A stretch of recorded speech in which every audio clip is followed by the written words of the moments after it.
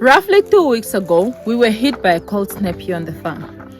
We did a video on that. That video was titled, "We Didn't See This Coming." If you haven't seen it before, we'll link it down below so that you are able to see what transpired on that fateful day. 2 weeks later, we arrived on the farm and we are ready to assess the damage.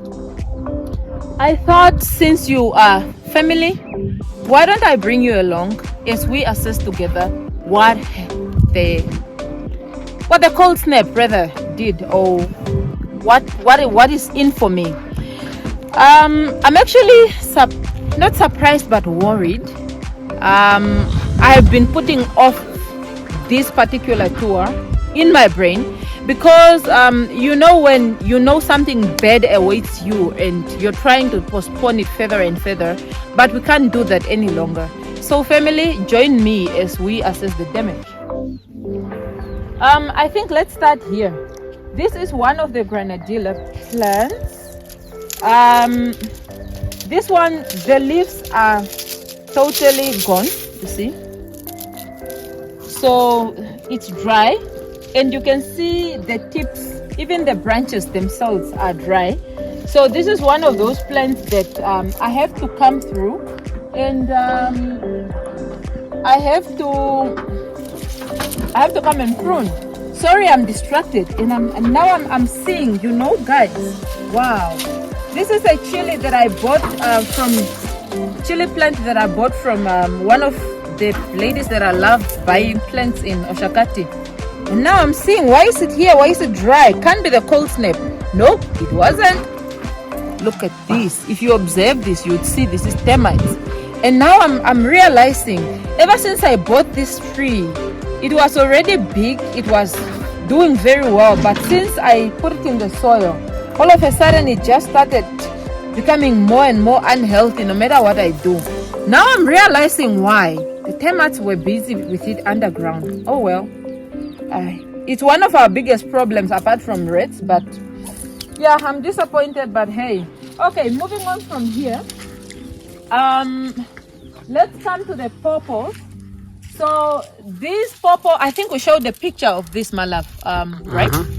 Yeah, so this also probably will come and prune because you can see most of the leaves are gone and you can see these smaller branches had a lot of fruit that have disappeared, a lot have fallen off. And then if you can look at this small one, you can see this one had actually it was frozen, and then when it thawed out, this is what it looks like now. But the good news is that I think on this purple we still have a lot of fruit that survived the storm. For us, it's just to come through and prune so that we can leave the fruit that is on to continue growing. We thank God that we didn't lose everything. He's the provider of everything. This comes from him, if you are a believer. And then maybe before we come to the mango, you see the other two purple. I have never dealt with plants that were affected by frost before. When I look at this stem, come closer. I think when you look at this one looks like it's dead also, right? So now I don't know whether we should clip this purple back and let it start over, probably somewhere here, so that this one that looks like it's still alive can start over. Do we leave it? I'm afraid if we leave it, it's gonna rot from up downwards and then affect the whole plant. And this is the same with the smaller plant. I don't know, guys. Please advise me, because that one have left me otherwise. One of my favorite mangoes, guys, you remember whenever I was doing these tours, these mangoes were very nice and lively. These are the leaves now, you see. And I'm seeing also these tips are also gone. So I think even for the mangoes, I will have to come and prune. The ironic part is my mango is gone, but look at the stake that I put up, apparently to support my mango tree that I intended to stay here. Very much alive. The irony of life, and then this is my favorite guava plant in the whole orchard. It was also very much affected. I don't know whether we have shared a picture of this or not, because some of the pictures came way later when we had already updated that video, so I don't know. But you know what I want to do is that for this video we will try and find pictures of these plants before the frost, so that when we are showing like this one, then we put up a picture of how it looked before the frost came, just so that you can see the difference. The good thing with a lot of these trees is that we know they will come back, but I think they will need a little bit of pruning, because even this one, you can see the tips have withered away. So they will need a little bit of pruning just to help them out. This is the same with all this. There were a lot of bush beans here that I was saving because I wanted to get seeds from them. There are those, you can see, this I have observed in a lot of trees. The upper growth is gone, but the lower growth, at least there's still something here, which I'm thankful for. Although I think these plants are basically done, and we are going to uproot them because I feel like we have the seeds that I wanted. This was a patch of beefsteak tomato. Beefsteak is the one variety that I'm growing for the first time. I've seen people harvesting mega huge tomato. Did I say tomato or potato? It's tomatoes. Oh, I thought I said potato. Oh my goodness. Okay, it's one of those that you see people harvesting very huge fruits or very huge tomatoes that can't even fit in their hands. But unfortunately, because of the frost, they were already setting fruit. We are not left with any. But since it's very hard to find beefsteak seeds, I'm just going to prune these plants. Hopefully they will come back so I can save some seeds. I know seed saving is controversial, and a lot of people would say no, you don't save seeds because they don't produce as well as the others. But yeah, so for homestead growing, obviously I'm going to save seeds from these ones. I think let's remain in the orchard before we go to the other side. This one is not really affected by the cold, but can't I show off? You know, cold weather crop, while my other crops are struggling. You can see this one's, yeah, the tips also died. Maybe you can come a bit closer, Nala. The tips also died a little bit, but otherwise they are doing very well. I actually can't wait to start harvesting from this crop because I have high hopes, and I hope I'm not going to be disappointed. And then the carrot, we have Cape Mud and Chantenay Karoo in here. There were spaces that I had actually planted and they germinated. Like these four younger ones, you can see there were the spaces that I filled in. But you can see hardly much happened. And I don't know. Okay, this one's, you see this one, I think it's one of those. It have very good carrots, you know. I have my boys here, so I think it will be very unfair if I uproot one carrot and not give the other one. So I need 2 carrots for 2 boys. Guys, do you wanna come taste mommy's harvest? Where's Tangi? Tangzo! Oh, okay. Here you go. One is yours. I'll show you when we do the harvest video. One is yours, one is your brother's, okay? Yeah. Go and taste and tell me how does it taste. Okay? One is yours, one is your brother's. Aren't you supposed to wash it? Yes, go and wash it. Give your brother one is yours, okay? This is that pawpaw that I clipped back because I wanted it to convert. Still very much alive. Critics came and said they watched this video and they didn't learn anything. But I think I would say their lesson for this specific video was to try and explore some of the ways that people are saying you could use as a means to convert a male pawpaw to a female. We're still waiting. We can see it's growing back. So we want it to grow back, and then we see when it grows back, would it have converted or not? If it hadn't converted, then we are going to try other means that we are hearing from people out there. So yeah, we keep it in mind, and your recommendations and your comments are also very valuable to us. We learn from you as you learn from us. So this one was affected a bit, but I can see the only leaves that were affected were the ones that had some sort of disease. The leaves had some minor issue. They look like leaf minor, you know. I'm not really sure whether it is leaf minor, but it does look like leaf minor. And those are the only leaves that were affected. Oh, and it smells so nice and lime. And ooh, makes me feel like I'm in the kitchen. You know, when you cook with those, they give such a nice flavor to your food. Yeah, but initially I was thinking I will come and clip these branches back. But when I see this one that the leaves have already fallen off, I'm thinking to myself, should I still prune off this growth? Because it's such a lot of centimeters, maybe 30. Should I prune it off? Should I leave it on now that the leaves are gone? Anyways, I'll think about that. So you can see from there, oh yes, where he's showing now, that is the Alice Mungwe bed. You can see all the bushy tomatoes that were there are gone. You can see the bush bean is also affected. So it's a transformation of Alice Mungwe. We have a mango tree there, the very same. We have this one here, the very same. So I think what will happen with these plants is tomorrow, because it's already late today, we'll start pruning our plants. You can see this one that was under, the leaves were protected, so it wasn't affected by the frost. But yeah, almost the entire plant. This is my favorite mango in the whole orchard. It was growing so well, so fast. Yeah, this is what happens. The ironic part is, because I know people would come through and say, why didn't you cover your plants? There is frost-free plants, and I'm in cloth.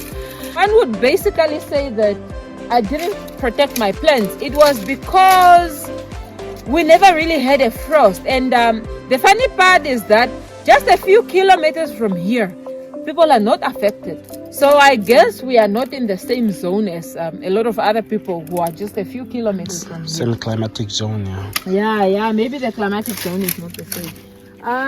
Okay, and then another mango, another one. This is my favorite nectarine that I also decided to air layer. I see the branches are very much alive, although you can see that it's being affected by winter. The leaves are browning and falling off. The air layering, the plastic seems to be dry. I'm a bit embarrassed to show it, but I'm going to try and salvage the situation.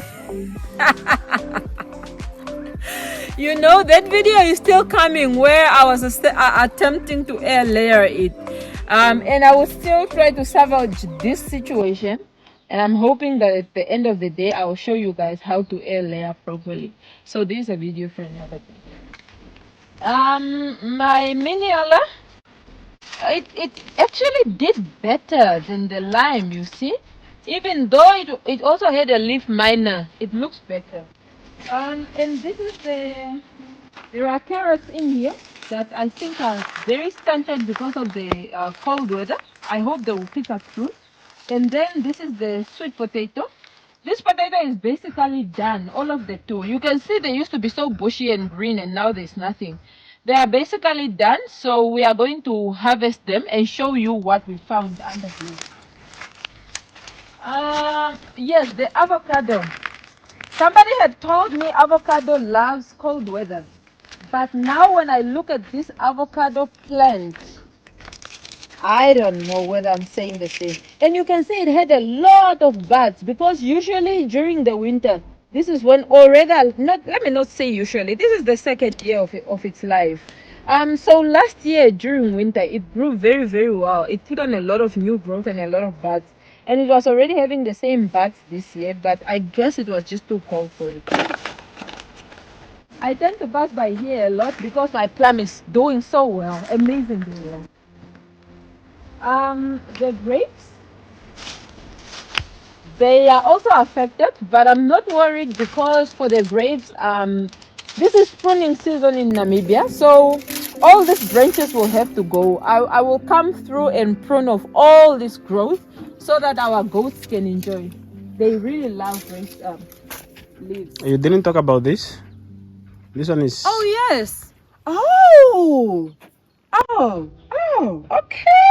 Guys, I'm happy. This is a pear. I don't remember the variety anymore, but I hadn't even noticed it put on so much growth. Oh my goodness. I it's this is a bit of those emotional moments. I tried so hard with this pear, guys, and I felt defeated at some point because I just thought it's not putting on any new growth. What should I do? What am I doing wrong? I'm new to farming. I'm not finding any specific video that is showing me how to care for pears, or especially for my zone. But you see the growth. Oh my goodness. I'm very happy. It's even taller than me. I'm very happy, guys. Thank you so much. These are my sugar canes that are coming up. I put the others that side, and the termites made a meal out of them yet again. So I have other ones because my kids and I love sugar cane. So I think I'll come and put more so that this area is bushy with sugar cane. Okay. Another mango affected. This is that mango that I was hoping will produce for us this year because it's a grafted mango that had a lot of buds last year. Another mango, and then another. Ouch! Another sweet potato. Another sweet potato. This is that peach that just I don't know. That peach I don't know, guys. Um, Tomatoes affected.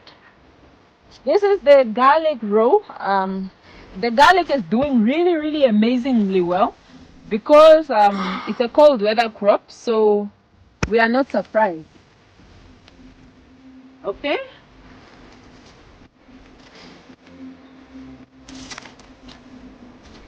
Um, you guys remember when we said we lost our entire cabbage crop to pests?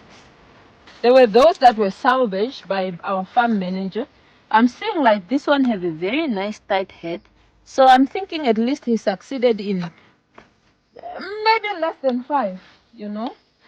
At least we got something out.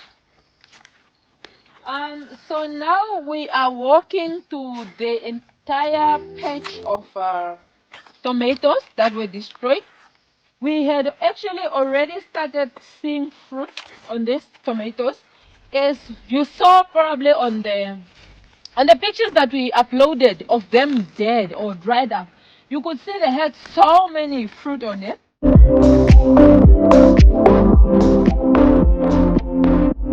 This is what is happening here. You can see the tops are totally gone. A lot of them had started producing side shoots of the suckers that are alive.